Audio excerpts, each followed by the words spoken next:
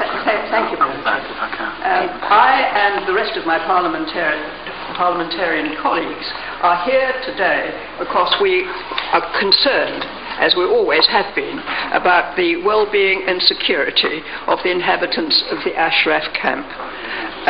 We have been very active over the years, and I owe a great deal, and all of us do, to the leadership by Lord Corbett. As we heard from previous speakers, there was a meeting and a so-called agreement and so on.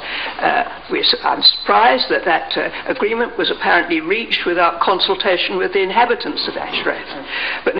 And the agreement involved removal of the inhabitants to another location, and they were willing to go. And we thought, well, at least something will be done peaceably. But it's not like that at all.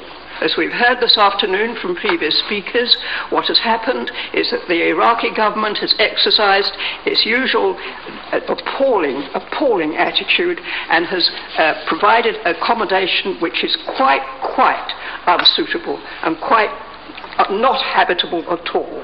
It says the complex lacks elementary necessities.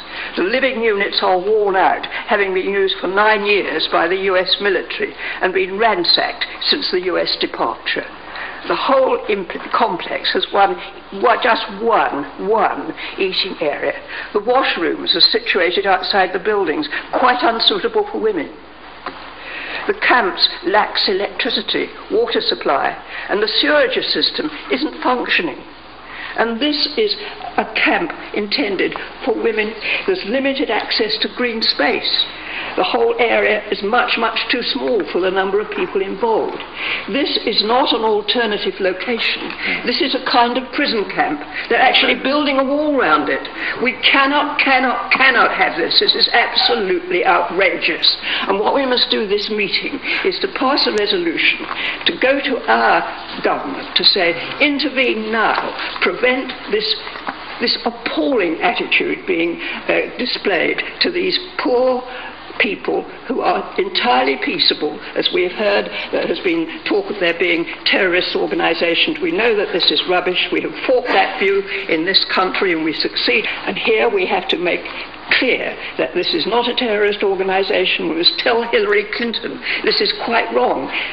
These people are peaceable, peace-loving people who simply want to change the regime in Iran, and led by an amazing woman in the shape of Madame Rajavi.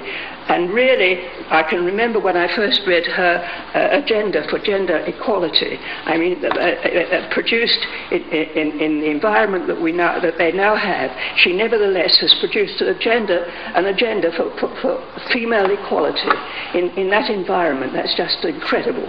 But she deserves our full support, and we have been always willing to give it to her from our committee in this House.